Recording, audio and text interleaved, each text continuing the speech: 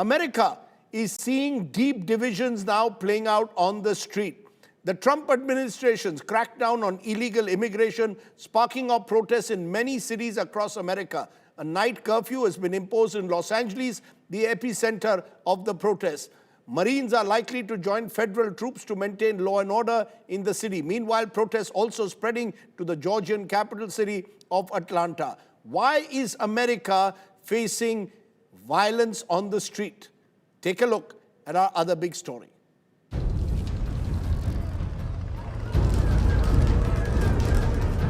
The United States of America on the edge. Protests against raids by Immigration and Customs Enforcement or ICE are spreading.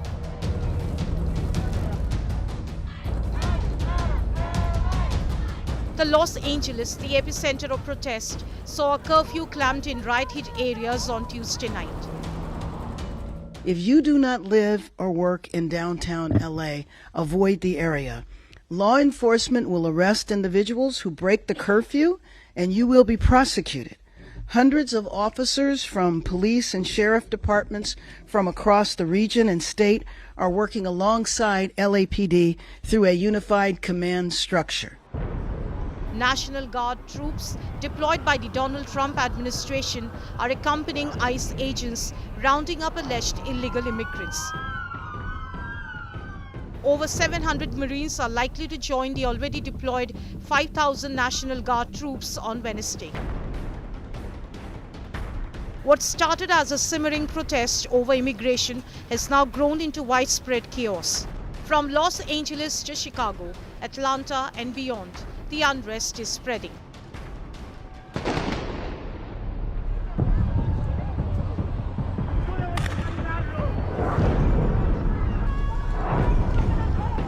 In Los Angeles, rioters unleashed their fury on an Apple store, smashing glass and looting iPhones. Far from the West Coast, Atlanta faces its own crisis. There, protesters clashed fiercely with police by jumping on patrol vehicles and even throwing explosives at officers. In Seattle, protesters burned and tore down American flags. Police responded by clashing with the rioters.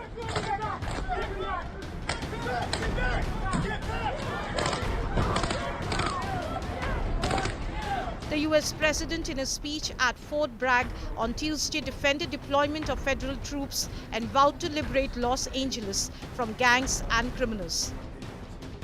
A very simple rule of engagement. If they're dangerous, if they're throwing concrete or bricks, if they're spitting in the face of the police or whoever's in front of them, if they're punching people, if they're doing all of the things that you see done for the last 3 nights, that, I would say, is engagement. We need to keep our city straight. I want to save Los Angeles. And Newsom is totally incompetent. He's not going to do it. Look at the fires he had. The state of California has moved courts to block deployment of federal troops. California Governor Gavin Newsom, in a televised speech, lashed out at President Trump.